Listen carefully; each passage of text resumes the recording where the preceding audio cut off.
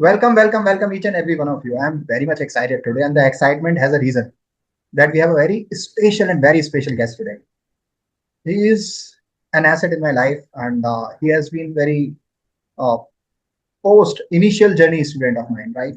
So, welcome to this another episode of Youth Career Success Hall of Fame interview. Ji. Myself is Dr. Ashwini Sharma, and today we are featuring our next champion, Amit, जो कि एक shining example है clarity का, करेज का और consistent actions का, जिसके बदौलत अपने उन्होंने अपने कैरियर को लाइफ को ट्रांसफॉर्म किया। चलिए सीखते हैं, रिफ्लेक्ट करते हैं और ग्रो करने की इस अपॉर्चुनिटी को एक्सप्लॉइट करते हैं सीधे अमित जी के साथ। तो उससे भी पहले मैं थोड़ा सा उनको इंट्रोड्यूस कर दूं आपके सामने। अमित हमारे थर्टीज में है, मतलब 34 का उनका एज है, लोअर मिडिल क्लास फैमिली से आते हैं। अभी करेंटली गवर्नमेंट टीचर के रूप में काम कर रहे हैं under secondary education department Uttar Pradesh. And we are proud that he is a proud member of our champions community. So, on that behalf, we congratulate Amit on his wonderful journey and thank you sir. achievement. Most welcome. तो अभी इनकी list तो बहुत लंबी है और काफी लंबा इनका टीचिंग कैरियर है और इनकी लाइफ से हम सीखेंगे। बहुत सारे इनके रिकॉग्निशंस भी हैं। केवल टीचर, ऑर्डिनरी टीचर नहीं है ये, इन्होंने अपनी लाइफ में मतलब अपने आप को प्रूव किया है बहुत सारे माइलस्टोन्स में। उनमें से एक ये भी है कि इनको एक मतलब टीचर बहुत सारे होते हैं, प्रूव करना, तो रिकॉग्निशन इनको मिले। तो डीआईओएस के द्वारा 2020 में उनको 2022 में उनको एक टीचर डे पे रिकॉग्निशन मिली पूरे डिस्ट्रिक्ट बुलंदशहर में।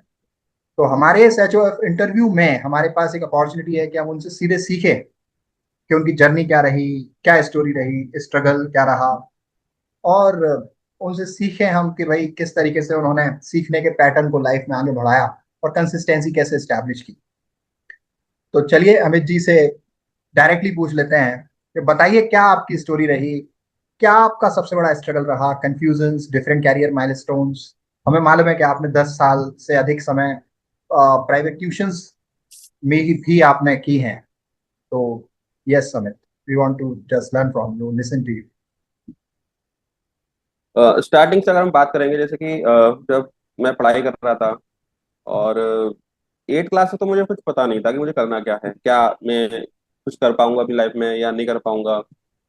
और सबसे बड़ा अगर चेंज के बारे में बात करें तो मेरी जिन लाइफ में जो सबसे बड़ा चेंज आया वो आया मेरे इंस्टीट्यूट के चेंज होने से, मेरे स्कूल के चेंज होने से।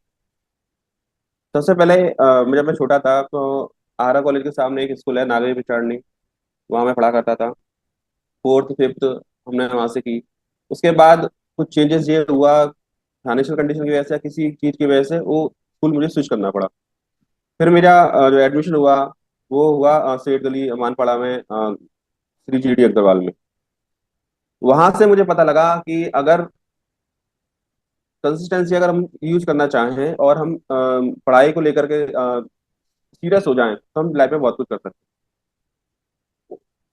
क्योंकि जब पहले स्कूल में पढ़ता था तो वहाँ पे किसी को कोई भी, मतलब गवर्नमेंट स्कूल था या पता नहीं क्या था, कुछ जो भी है, जिस तरह से वहाँ पे व्यवस्था थी उसमें टैलेंट को, सीरियसनेस को, और जो बच्चा अगर इंटेलेक्चुअल है, इंटेलिजेंट है, उसको कोई तवज्जो नहीं दी जाती थी। लेकिन जब मेरा स्कूल चेंज हुआ, वहां पर मैंने देखा कि बच्चे को जब बच्चा रिजल्ट आउट होता है, क्लासेस का रिजल्ट डे होता है उस दिन, तो जो बच्चे फर्स्ट सेकंड थर्ड आते हैं उनको अवार्ड मिलता है। पूरे स्कूल के सामने उनको अवार्ड किया जाता है। ये चीज ने मुझे मेरा माइंड हिला दिया और मुझे ये चीज चाहिए थी रियली। तो अब उसके लिए क्या करना पड़ेगा क्या नहीं करना पड़ेगा, मैंने बहुत कुछ किया। फोर्थ क्लास में मैंने वहाँ एडमिशन लिया, 2 क्लास बैक करके वहाँ मैंने एडमिशन लिया, मेरे मम्मी पापा ने वहाँ एडमिशन कराया। तब वहाँ के माहौल को देखा, वहाँ के लोगों को देखा, वहाँ के टीचर्स को देखा, उन्होंने मुझे काफी इंकरेज किया और मैंने पेपर भी काफी अच्छे किए। तो एक इंसिडेंट मुझे याद आता है, जब मैं फोर्थ क्लास में था तो एनुअल एग्जाम हुए। मुझे आई एम श्योर कि I will make a rank first in my class. But what happened I don't know कि क्या हुआ कि जब रिजल्ट आउट हुआ तो मेरे जो रैंक आई वो फिफ्थ आई। एक वर्ड कहते हैं कि अनिवार्य लिखा होता है हमारे पेपर में, एक लिखा होता है कि ये अनिवार्य क्वेश्चन करने हैं। मैंने ठीक है करेंगे सर। लेकिन दिमाग में ऐसा कंफ्यूजन हुआ उस टाइम पे, पेपर के टाइम पे, कि वो अनिवार्य जो क्वेश्चन लिखा हुआ था उसके आगे कि ये क्वेश्चन अनिवार्य है, इसे करना जरूरी है, पर ये नहीं लिखा कि ये करना जरूरी है, सिर्फ जितना लिखा था ये क्वेश्चन अनिवार्य है। मैंने कहा अगर अनिवार्य है तो ये वॉलेंट्री होगा, तो मैंने वो क्वेश्चन छोड़ दिया, इसे करना ना करना। वो तो उसको देखकर मुझे काफी मतलब ये लगा कि यार ये हुआ क्या, मतलब मैं तो काफी श्योर था कि यार मैं फर्स्ट रैंक आ सकता हूँ, मेहनत कर सकता हूँ। तो उसके बाद सब कुछ मतलब जब मेरी फर्स्ट रैंक नहीं आई तो काफी चेंज हुआ, और उसको लेकर मेरी तबीयत भी खराब हो गई थी, रिजल्ट आउट हुआ था। लेकिन तबीयत खराब होना, रिजल्ट आउट होना, फर्स्ट रैंक नहीं आना, 2 दिन के बाद, 2 महीने के बाद मैं सब कुछ भूल गया। नई क्लास में हम आ गए, फर्स्ट फिफ्थ क्लास में आ गए। लेकिन जब फिफ्थ क्लास में आया तो उस समय मैंने ये सोच लिया था कुछ भी करना है, इस बार फर्स्ट रैंक तो लेके आनी आनी है। तो काफी मेहनत करी, पढ़ाई करी, सब कुछ किया, और उस फिफ्थ क्लास में मैंने अपनी फर्स्ट रैंक लेके दिखाया। ये जो ईयर है, फोर्थ फिफ्थ का जो ईयर था, वो मेरी जिंदगी में या मेरी लाइफ में चेंज लाने वाला था। इससे मुझे क्या, मुझे अपने आप पर बिलीव हो गया, अपने आप पर मुझे विश्वास हो गया कि हाँ अगर मैं चाहूं तो मैं जो मैं चाहूं मैं कर सकता हूँ। फिफ्थ क्लास में फर्स्ट आया, उसके बाद फिर मैं रुका नहीं। मुझे पता लग गया कि मुझे क्या करना है और क्या करने से मुझे क्या अचीव हो सकता है। और उस एनवायरनमेंट में, उस स्कूल में आए हुए मुझे बस फोर्थ में आए, फोर्थ क्लास फिफ्थ में आया, 1-2 साल ही हुए थे, और मुझे एनवायरनमेंट में समझ में आ गया, पढ़ाई समझ में आ गया, सब कुछ आ गया। और उसी को लेकर के मैं आज अपनी लाइफ में आगे बढ़ा। और उस जो मैंने उस फोर्थ क्लास में सीखा, फेलियर देखा, उस क्लास में मुझे मतलब जो डिसबिलीव हुआ मेरे अपने आप को कि मैंने क्या करना था क्या कर गया, उनसे सबक लेते हुए फिफ्थ क्लास में जाकर के जो मैंने चेंजेस दिखाया, मुझे पता लग गया कि मेरी लाइफ में मुझे क्या करना है, क्या नहीं करना, किस तरह से मैं अपने आप को डील कर सकता हूँ, किस तरह से अपने आप को डील नहीं कर सकता। और यहाँ से ही मुझे पता लग गया कि आगे जाके अगर मुझे कुछ करना होगा या कुछ हासिल करना होगा तो कैसे करूंगा। सबसे बड़ा चेंजेस मेरी लाइफ में ये था। ओके, मतलब the turning point rooted with in you, that was in your fifth class के। आपने वहां से ये सीख लिया कि रैंक में पीछे रहने का एक एक्सपीरियंस क्या होता है, इमोशन क्या होता है। और फिर वहां से स्विच करके अपने आप को स्टैब्लिश करने के लिए, रैंक 1 तक पहुंचने के लिए क्या आपको करना पड़ता है। और ये जो आपने सीखा, जिसको आपने समझ लिया कि अगर ये यहाँ हो सकता है तो लाइफ के किसी भी एरिया में हो सकता है, आगे के अपने लाइफ बनाने का जो गोल है वहां पर एक ट्रैक बनाया जा सकता है, वहां तक हम पहुंच सकते हैं इस लर्निंग को लेकर। Got your point. तो अमित, मुझे याद है अभी भी कि जस्ट आप जब मेरे पास आए थे फर्स्ट टाइम, दैट वाज, आप शायद उस टाइम 9th क्लास में थे, राइट? तो आप माइंड सेट अपना बना चुके थे कि साहब मेरे को लाइफ में जो भी हासिल करना है वो रैंक 1 रख के करना है, नंबर 1 पे रहना है, कैसे चीजों को अचीव करना है। तो वो 9th के बाद अब की आपकी क्या जर्नी रही? जैसे उस टाइम मुझे मालूम है कि आप बहुत इनोसेंट से थे उस टाइम पर, जब 9th में आप मेरे पास आए थे। फिर उसके बाद आपने पढ़ाई में बहुत एक्सेल प्रूव किया अपने आप को। और 9th से 12th, मुझे याद है कि 12th में जब आप थे, तो क्योंकि आपका फाइनेंशियल प्रॉब्लम था, आपने जो मेंशन किया उस टाइम पर, मैंने मतलब आपने कहा था और मैंने भी रेकमेंड किया था कि जस्ट आप 12th में थे तो शायद 10th के बैच हमारे यहाँ पढ़ाया करते थे, right? That opportunity you took, और वो बहुत अच्छे से आप किया करते थे और पैरेलली अपनी पढ़ाई भी किया करते थे। और मुझे याद है कि 12th में आपके मैथ्स में 100 में से कितने आए थे? सर ट्वेल्थ में, टेंथ में, आप 12th में ट्वेल्थ 100 में में से 93 कितने? Out of 100, 93 out of 100। 93 out of 100। और अकाउंट्स में भी 90s में ही थे। तो इस तरीके का आपका ट्रैक रहा है, तो वहां से कुछ बताइए कि 9th से लेके फिर पी आई फिर किस तरीके से। जैसे कि मैंने बताया कि फिफ्थ में फर्स्ट आने के बाद फिर मैंने मेरा एक अपने आप में, मेरी नजरों में ही मेरा एक स्टैंडर्ड बन गया कि मुझे इस स्टैंडर्ड से अब नीचे नहीं करना है, चाहे मुझे इसके लिए कुछ भी करना पड़े, चाहे रातों की नींद या दिन का चैन मुझे कुछ करना पड़े। मुझे ऐसा ऐसा याद है कि मेरे घर के आसपास के बच्चे हैं वो बाहर क्रिकेट खेल रहे हैं या कुछ कर रहे हैं, और मैं अपनी मैथ की बुक लेकर सवाल सॉल्व करने में लगा पड़ा हूँ, सिर्फ गुड। इसलिए कि अ, इसलिए नहीं, मन तो मेरा भी है भाई मैं भी जाकर क्रिकेट खेल सकता हूँ, लेकिन मुझे पता है कि आज अगर ये क्रिकेट खेल रहे हैं या मैं क्रिकेट खेलने लग जाऊंगा तो जो मैं अचीव कर पाऊंगा अपनी लाइफ में ये लोग अचीव नहीं कर पाएंगे। गुड। तो जैसे कि फिफ्थ क्लास पास पास करने के बाद, फिफ्थ में आने के बाद सिक्स में आया, सेवन्थ में आया, सेवन्थ में ही फर्स्ट आया, सिक्स में सेकंड आया, उसका एट में फर्स्ट आया। उसके बाद एच, और इस दौरान जो मेरी जर्नी है fifth class to eight class तक, इस जर्नी में मैं पढ़ाई के साथ साथ एक क्लिनिक पर भी काम करता था। ओके। मैं क्लिनिक पे काम करता था, वहां पर मैंने जब तक मैं एट क्लास तक था वहां पर मैंने क्लिनिक पर काम किया। वहां पे मेरा काम क्या था कि मैं सुबह स्कूल जाऊंगा, स्कूल जाने से पहले पहले मैं क्लिनिक जाऊंगा, वहां की रख रखाव करके आऊंगा, तब मैं स्कूल जाऊंगा। स्कूल से आने के बाद फिर अपना होमवर्क, नोटबुक और लंच लेकर के मैं क्लिनिक में जाऊंगा। वहां पे क्लिनिक पे मरीजों की दवाइयां बांधूंगा, इंजेक्शन लगाना है तो इंजेक्शन लगाऊंगा, पट्टी बांधनी है तो पट्टी बांधूंगा। और बीच में अगर थोड़ा रिलीफ मिल रहा है तो अपने स्कूल का मैं होमवर्क करूंगा। ये मेरा वहाँ रूटीन था, और ये रूटीन मेरा 8 क्लास तक रहा। 8 क्लास तक मेरा ये रूटीन रहा। और जब 8 क्लास में मैं आ गया, और 8 क्लास पास करने के बाद 9 क्लास में जब मैं पहुंचा, 9 क्लास में मेरा एडमिशन हुआ MDN inter college Hariparvat Agra में। और वही वही वही एनवायरनमेंट फिर चेंज हुआ। फिर मुझे लगा कि यहाँ पे तो और भीड़ है, यहाँ तो और कंपटीशन है, और इस कंपटीशन को पार पाने के लिए मुझे और स्ट्रेंथ अपने आप में डेवलप करनी होगी। तो उस स्ट्रेंथ को डेवलप करने के लिए मैंने जो पार्ट टाइम जॉब करता था, जिससे मेरी थोड़ी फाइनेंशियल बैक स्ट्रेंथ हो जाती थी, वो मुझे क्लिनिक की जो जॉब थी वो मुझे छोड़नी पड़ी। अब जब क्लिनिक की जॉब छोड़नी पड़ी तो मुझे अपने पढ़ाई का जो स्पेंडिंग है वो कहीं ना कहीं से मुझे लाना है। तो कैसे लाऊंगा? पहले मैंने अपने आप को स्टैब्लिश किया। स्टैब्लिश कैसे किया कि देखा कि भाई बिना ट्यूशन के यहाँ कुछ काम नहीं होने का है, क्योंकि किताबें हैं, एनवायरनमेंट चेंज है, स्ट्रेंथ में अगर डेवलप करना है तो कोई ऐसा व्यक्ति मुझे चाहिए है जो कहते हैं ना कि नैया पार करा दे वाली बात। तो वही वाली बात हुई मेरे साथ। मेरी आपसे मुलाकात हुई, और मैं आपको जानता भी नहीं, आपका नाम भी नहीं जानता था। मुझे आपके पास मेरी मम्मी लेके गई थी, और मम्मी आपकी फैमिली को काफी अच्छे से जानती थी, उन्हें पता था कि हाँ सर हैं, वो पढ़ाते हैं। और जब मैं आपके पास आया, आपसे मुलाकात हुई, आपसे कह दिया आप अगले दिन से आप आ सकते हैं। तो मैं गया, फिर मैंने वो क्लिनिक की जॉब छोड़ दी। और जॉब छोड़ने के बाद 9 क्लास में आपसे मुलाकात हुई, 9 पास कर ली, 10th पास कर ली। 10th में काफी आपने मुझे सपोर्ट किया, मैं ऐसे नहीं ऐसे करना है, ऐसे नहीं ऐसे करना है। मैडम थी वहाँ एक, निधि मैम, जो हमें साइंस पढ़ाती थी, उनकी वजह से ही साइंस मुझे बहुत अच्छे से समझ में आ गई। और कॉमर्स में आपसे पढ़ता ही था, कॉमर्स ही और समझ में आ गया। तो वही जो मैंने डेवलप कर लिया, स्ट्रेंथ डेवलप कर ली, और अपने अंदर जो करेज था उसको और डेवलप करना पड़ा। और जिसकी वजह से हाई स्कूल में मुझे 77% मार्क्स अचीव हुए 2007 में। और जिसमें सबसे हाईएस्ट थे 95 आउट ऑफ 100 इन मैथ। तो और मेरा जो बिलीव था वो और डेवलप हो गया कि हाँ, अगर मैं चाहूँ अपनी स्ट्रेंथ को डेवलप करूँ तो बहुत कुछ हो सकता है।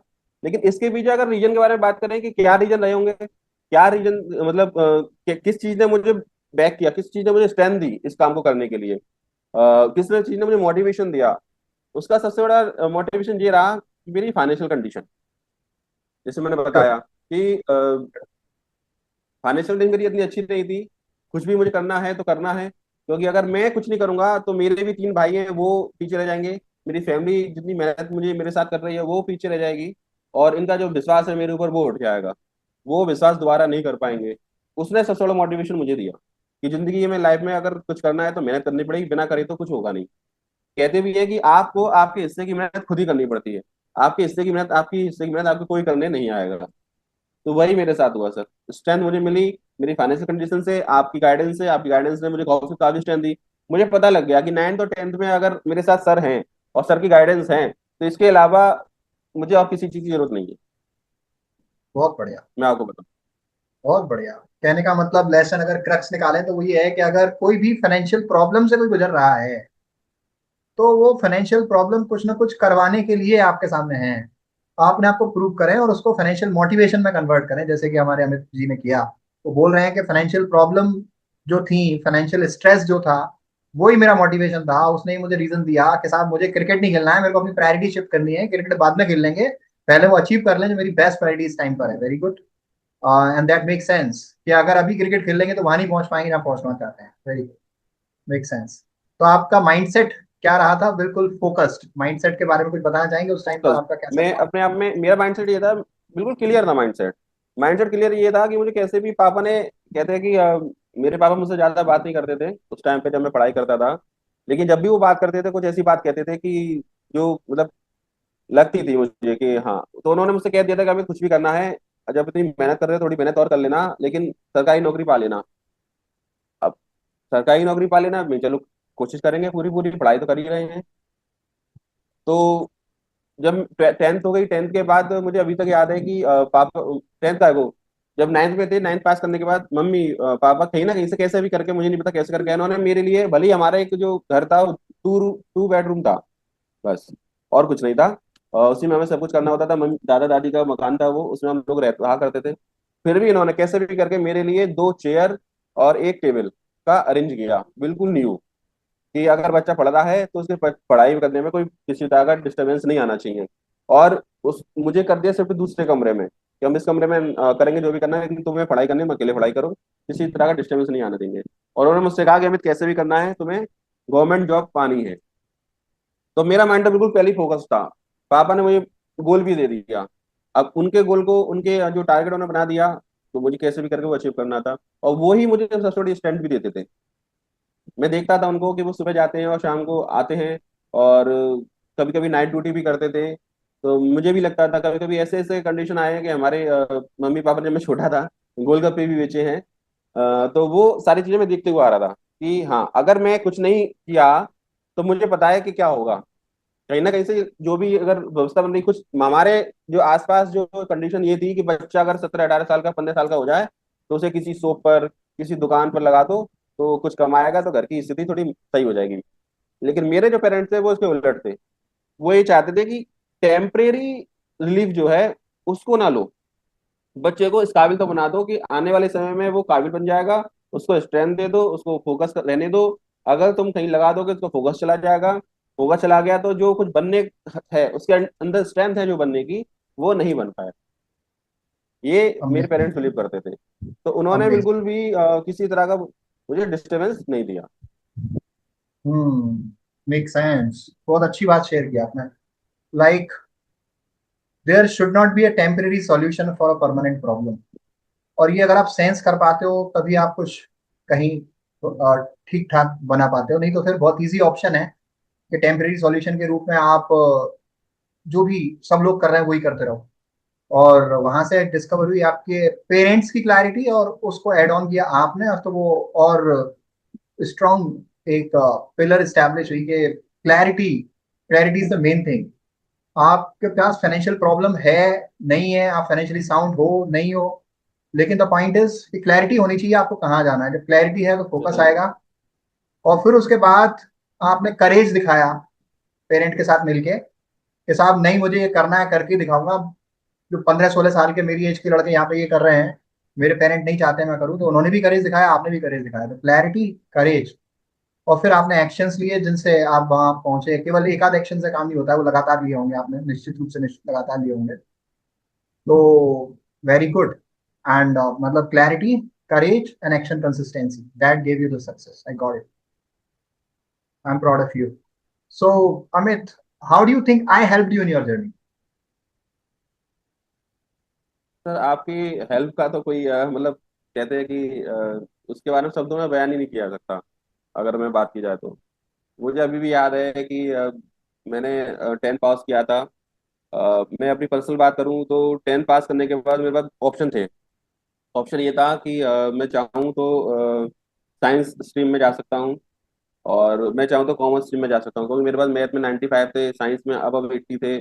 और जब मैं कॉमर्स में एडमिशन लेने गया था, तो जो कॉमर्स के जो टीचर थे वो एडमिशन लेते, तो वही कहते तुम साइंस क्यों नहीं ले रहे, तुम्हारे नंबर इतने अच्छे हैं। तो उसके पीछे भी कई रीजन है।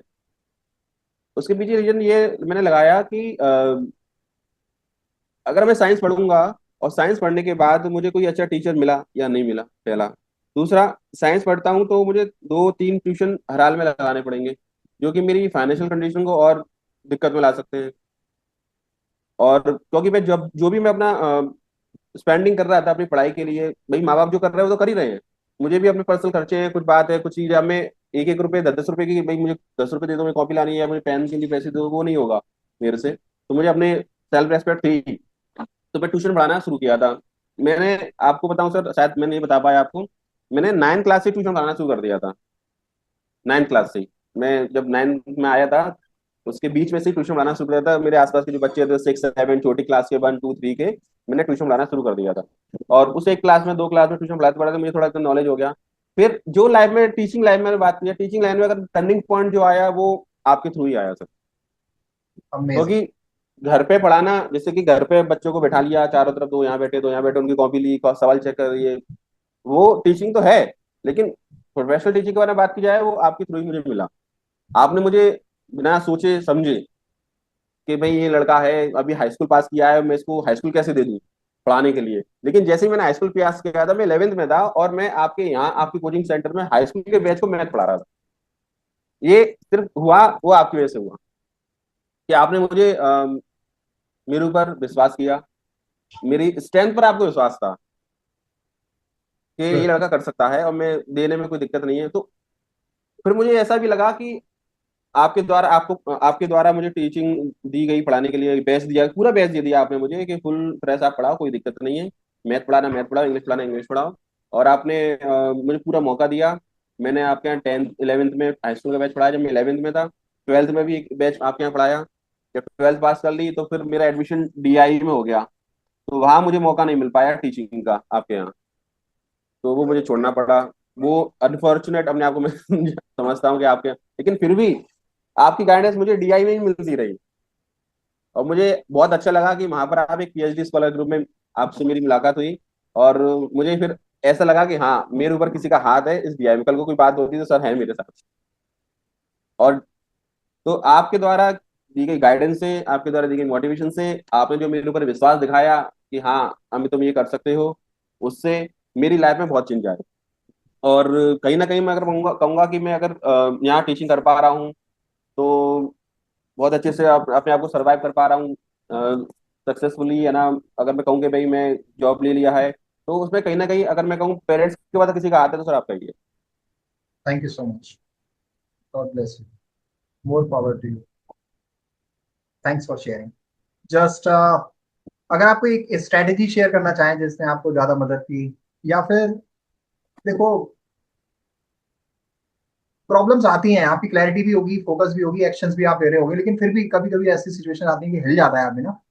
हिल जाता है कि मैं मतलब कहने का यार ये कैसे कंटिन्यू होगा, आप कैसे पहुंचेंगे, आते हैं ऐसे मोमेंट्स जब आप खुद को क्वेश्चन करते हो। तो उन सिचुएशंस में आपने कंसिस्टेंसी कैसे मेंटेन की और चैलेंजेस को कैसे ओवरकम किया यहाँ तक पहुंचने के लिए? सर सर यहाँ तक पहुंचने के लिए जॉब, मेरा जो मेन एम था वो तो जॉब पाना था कि कैसे मुझे गवर्नमेंट जॉब पाना है। अब गवर्नमेंट जॉब पाने के लिए मैं कहूंगा कि मेरी सबसे ज्यादा हेल्प किसने करी, सबसे ज्यादा मेरी जो हेल्प करी है मेरे हाई स्कूल और इंटर के मार्क्स उन्होंने किया। उनके द्वारा Good. ही है ना मैं जॉब ले पाया हूँ। हम्म। और अगर हाई स्कूल इंटर के जो मार्क्स मेरे हैं, 77% इन हाई स्कूल थी, 76% इन इंटर था। वो अगर मार्क्स नहीं होते तो शायद मेरे पास जॉब नहीं होती, ये मैं मान के चलता हूँ। और इन मार्क्स को लेने के लिए या इन परसेंटेज तक मुझे पहुंचने के लिए मेरी जो स्ट्रेटजी थी वो फोकस तो था ही, कि मेरा फोकस है हर हाल में मुझे मार्क्स अटेंड करने हैं। मैं हर क्लास में एक टारगेट बनाता था। मेरा टारगेट ये रहता था कि इस क्लास में मुझे इतने परसेंट मार्क्स अटेंड करने हैं, इस क्लास में मुझे इतने परसेंट मार्क्स अटेंड करने हैं। तो हाई स्कूल में बात की जाए तो हाई स्कूल में मैंने परसेंटेज का जो टारगेट बनाया था वो बनाया था 80% का। 80% मुझे मार्क्स लाने ही लाने। अब 80% मार्क्स लाने के लिए, जैसे कि आपने ही बताया था और भी टीचर बताते थे स्कूल में कि भाई 80% मार्क्स लाने के लिए आपको इतना पढ़ना पड़ेगा कि आप 90% के लिए पढ़ रहे हैं, तब आप 80% मार्क्स ला सकते हैं। तो मुझे अभी भी याद है कि अ, लोगों के पास बहाने होते हैं, बच्चों के पास भी बहाने होते हैं, मैं पढ़ाता हूँ बच्चों के पास, मैं खूब बहाने सुनता हूँ। और उनसे मैं यही कहता हूँ बेटा बहाने बनाने से कुछ नहीं होगा। मुझे अभी भी याद है कि जब आपके यहाँ से मैं पढ़ के आ रहा हूँ हाई स्कूल में, और आपका मैथ का काम कर रहा हूँ रात में, आपको मैथ का काम करने के बाद, साइंस का काम करने के बाद जब मेरा पूरा काम हो गया 11 बजे तक, खाना वाना खाने के बाद 12 बजे तक, अगले दिन मुझे पता है मेरा प्री बोर्ड एग्जाम है अगले दिन। समझे सर? अगले दिन मेरा प्री बोर्ड एग्जाम है, तो फिर मैं प्री बोर्ड की जिस विषय का एग्जाम है उसकी बुक निकाल रहा हूँ, उसको पढ़ रहा हूँ। कितने बजे तक? 2 बजे तक, 2:30 बजे तक। फिर सुबह 6 बजे उठकर तैयार होकर फिर मैं प्री बोर्ड एग्जाम देने जा रहा हूँ। मुझे अभी भी याद है प्री बोर्ड एग्जाम में मेरी जो परसेंटेज बनी थी वो 88% बनी थी। गुड. मेरे अंदर क्या स्ट्रेटजी थी, ये स्ट्रेटजी मैं अपनाता था कि अगर आज नींद पूरी नहीं हो रही है, कोई बात ना, नींद 2 दिन बाद 3 दिन बाद पूरी हो जाएगी। लेकिन जो समय आज आपके पास है, मान लो कल एग्जाम है, उस एग्जाम से अगर आप चूक गए तो वो एग्जाम फिर 1 साल बाद ही आने वाला है, वो अभी नहीं आएगा। तो गोल्स की अभी मेहनत क्लैरिटी, कर लो। फोकस. गुड. हाँ, अभी मेहनत कर लो, अभी थोड़ी नींद कम ले लो, तो आने आने वाले समय के लिए आपको कुछ ना कुछ अच्छा मिलने वाला है। अगर अभी आप सोचो कि ना मैं अभी नींद पूरी कर लेता हूँ, और तो फिर चूक जाओगे। बहाने बना लो या फिर अपने मेहनत कर लो, एक ही काम हो सकता है। तो मैंने बहुत स्ट्रेटजी यही अपनाई कि एक तो बहाने नहीं बनाना, जो रूटीन की जो पढ़ाई है, रूटीन की जो स्टडी है वो मैंने कंटिन्यूस करता रहा, कंसिस्टेंसी उसमें कम नहीं होने दी। कुछ बच्चे बहाने बनाएंगे कि सर मेरा तो प्री बोर्ड एग्जाम था, मैं प्री बोर्ड एग्जाम को पढ़ता था इसलिए आपको होमवर्क नहीं किया। बहुत सर बढ़िया। मेरा प्री बोर्ड एग्जाम के लिए पढ़ा था इसलिए मैंने आपको होमवर्क नहीं किया। ये मैंने कभी अपने आप को नहीं आने दिया। वो रूटीन स्टडी वो अलग है, प्री बोर्ड एग्जाम वो अलग है। हमें पता है प्री बोर्ड एग्जाम के मार्क्स नहीं जोड़ते, तो क्यों इतनी है ना उसमें हम अपना जो रूटीन उसकी वजह से क्यों अपना रूटीन स्टडी पढ़ाई करो, पढ़ाई को खराब करो। तो फोकस था मैं कि मुझे कैसे भी करके बहुत मेरा बढ़िया। जो मेन एग्जाम है, मेन फोकस है बोर्ड एग्जाम है। तो बोर्ड एग्जाम के लिए कई तीन चार चीजें कहूंगा कहूंगा मैं। एक तो कंसिस्टेंसी रही मेरे अंदर, मैं तुरंत कोई ना कोई हर काम करता रहता था। करेज था कि डर नहीं लगता था भाई आज ये वाली बुक कर ली, ये वाली बुक कर ली, बहुत सारी चीजें। और एक बहाने नहीं बनाने, अपने आप से मैंने बहाने नहीं बनाए किसी भी तरह से। और आप इस चीज से आप भी वाकिफ होंगे, कभी आपने मुझे होमवर्क दिया हो और मेरा कोई मैंने कभी कहा हो कि सर आज इसलिए होमवर्क नहीं हुआ, ये बात है, ये बात। बहुत बढ़िया। जबरदस्त। मतलब अर्जुन की आंख सामने, वो सॉरी क्या बोलते हैं, मछली की आंख सामने दिखनी चाहिए अर्जुन को, और फिर उसके बाद इधर उधर नहीं देखने का है। बिल्कुल आपने अर्जुन की आंख, वो मछली की आंख की तरह उसको देख लिया, गवर्नमेंट जॉब पानी है, वो क्लैरिटी थी। फिर उसके बाद एक्शन लेने हैं, बहाने नहीं बनाने। और बहाने दूसरे से नहीं, खुद से नहीं बनाने, क्योंकि आप दूसरे से बनाते हो तो उसका इतना वो नहीं आता इम्पैक्ट। खुद से बनाते हो तभी तभी आप हारते हो। तो आपने खुद से कभी बहाने नहीं बनाए। ये एक बड़ा सेंटेंस है, पावरफुल वर्ड है। तो और इसने आपको मदद की कंसिस्टेंसी में। Great to know. तो अमित, कोई एक मैसेज आप उन यूथ को देना चाहेंगे कि जो स्टक हैं, कंफ्यूज्ड हैं अपने कैरियर के बारे में, जिनको क्लैरिटी नहीं है भी तो वो फोकस नहीं कर पा रहे, कंसिस्टेंसी नहीं रख पा रहे, तो कैसे वो वहां तक पहुंचे? क्योंकि जहां आप पहुंचे हो ये एक ड्रीम है बहुत सारे पार्टिसिपेंट्स का, बहुत सारे जस्ट एस्पायरेंट्स का, जो इस जॉब को पाना चाहते हैं या अपने कैरियर में आप कोई मुकाम पाना चाहते हैं। तो एक मैसेज आप अपनी तरफ से देना चाहेंगे उनके लिए? तो आज के यूथ है उसको मैं एक मतलब मैसेज ये देना चाहूंगा कि देखिए 2015 से मेरी जॉब लगा हुआ है, 2015 से 2025 हो गई, 8-9 साल करीब मुझे हो गए हैं। और जिस जगह मैं पढ़ा रहा हूँ वो एक रूरल एरिया है। और रूरल एरिया में बच्चों के पास बहुत सारे काम होते हैं। उनके अगर हम कहें कि 10 महीने पढ़ाई के तो उनके पास 10 महीने पढ़ाई के नहीं होते, उनके पास ज़्यादा से ज़्यादा 7-8 महीने पढ़ाई करते हैं। एक महीने वो, 2 महीने वो, साल में 2-3 महीने तो वो खेती करते रहते हैं, स्कूल ही नहीं आते। और गांव के बच्चे कुछ मैंने ऐसे भी देखे हैं जो पढ़ाई में भी बहुत अच्छे हैं, खेती कर रहे हैं फिर भी पढ़ाई में बहुत अच्छे हैं। तो मैसेज ये है कि भाई आप कुछ भी करो, मन से करो। अगर आपका मन है तो, अगर आपका मन नहीं है तो आप ट्वीट कर सकते हो भैया मेरे पे नहीं हो रहा, मैं नहीं कर पाऊंगा। क्योंकि अगर आप मन से नहीं करोगे तो आप बहाने बनाओगे, बचने के तरीका खोजोगे कैसे इस प्रेशर से बचा जाए। और अगर आप स्टूडेंट हैं अभी पढ़ाई कर रहे हैं तो आप दिन में एक 5 मिनट का 10 मिनट का समय एक ऐसा निकालिए जिसमें आप अपने आप से बात करें कि अगर अब मैं कहीं फंसा हुआ हूँ या मेरे पे कोई बात नहीं समझ पा रही है कि क्या समझना है क्या करना है, तो आप अपने आप से पूछें कि मैं ऐसा कर सकता हूँ, ऐसे नहीं ऐसा कर सकता हूँ, ऐसे नहीं ऐसा कर सकता हूँ। क्योंकि आज के समय में सर ऐसा है कि कोई भी व्यक्ति या कोई भी स्टूडेंट हुआ, वो अपनी प्रॉब्लम खुद अपने आप से जानता है और उसका सॉल्यूशन भी वो खुद ही दे पाएगा। उसको आप कितना समझा लो, हम कितना समझा लें, उसकी समझ में बहुत ही कम आएगा। कन्फ्यूजन दूर कर सकते हैं, आप सॉल्यूशन दे, ऑप्शन दे सकते हैं, बेटा आप ये भी कर सकते हो, आप ये भी कर सकते हो। सोचना उस बच्चे को खुद ही है। एग्जैक्टली। तो मैसेज तो यही है कि आप जो भी कर रहे हो मन से करें। मन से करोगे तभी उसमें कंसिस्टेंसी आ पाएगी, तभी आप फोकस रहोगे और तभी आप आगे बढ़ पाओगे। अब मन नहीं है उस काम को करने का, जैसे कि मैं अपना बताऊं, मैं, जैसे कि सर को आपको पता है, 10th में मार्क्स आने के बाद मुझे साइंस लेने की बजाय मैंने कॉमर्स लिया। इसलिए एक रीजन तो था ही, दूसरा रीजन ये भी था कि मेरा मन कॉमर्स में था। मेरा मन कॉमर्स में था। कॉमर्स को जब एडमिशन लेने का तो कॉमर्स वाले टीचर कह रहे हैं आप क्यों ले रहे हो, आप साइंस लीजिए। लेकिन नहीं, मेरा मन कॉमर्स में था और कॉमर्स लेके मैंने अपने आप में गलती नहीं करी। मैंने उसको प्रूव किया कि देखो मैंने गलती नहीं करी। मैंने ऐसे ऐसे बच्चे भी देखे कि उस समय जो बच्चों ने साइंस ले ली है वो आज मतलब जैसे जिस जगह पे मैं हूं, उस जगह से सही जगह पे है या नहीं मुझे नहीं पता, लेकिन उनसे अच्छा मैं हूँ, इतना मैं जानता हूँ। वो अच्छी जगह पे है या नहीं है मैं कैसे जज करूंगा, लेकिन मैं अपने आप को मानता हूँ कि मैं उनसे अच्छी जगह पे हूँ।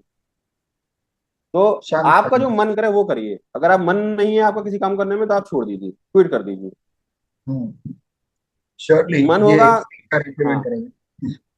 मतलब either love what you do और do what you love, and whatever you do, just just love it. और जब तक आप मन से नहीं करोगे, मतलब जुड़ोगे नहीं उसके साथ, तो कर नहीं पाओगे। बहुत बढ़िया मैसेज दिया है, निश्चित रूप से ये इम्प्लीमेंटेबल है और एक्शनेबल है। तो लेकिन फिर भी अगर आप खुद से बात नहीं कर पा रहे हो, खुद अपने आप उसका सॉल्यूशन नहीं निकाल पा रहे हो, और अटक रहे हो, फंसे हुए हो, कंफ्यूज हो, और क्लैरिटी चाहते हो कैरियर में, लाइफ के लिए, क्योंकि क्लैरिटी नहीं होगी तो आप फोकस नहीं रह पाओगे, और करेज और एक्शन तो फिर उसके बाद आता है। तो इन सब चीजों में अगर आप फंसे हुए हो तो मैं आपकी मदद करना चाहता हूँ। I want to invite you. अभी तक जैसे अमित ने शेयर किया कि ये सब हमारा एक प्रीवियस टीचिंग एकेडमिक्स का एक कैरियर था, लेकिन अभी अपन मदद इन सारी चीजों में आपकी करते हैं। आप स्टक हो, कंफ्यूज हो, क्लैरिटी चाहते हो कैरियर और लाइफ के बारे में, तो मैं आपको फ्री मास्टर क्लास के लिए इन्वाइट करता हूँ, जहां पर आप डिस्कवर करेंगे GGAC फ्रेमवर्क।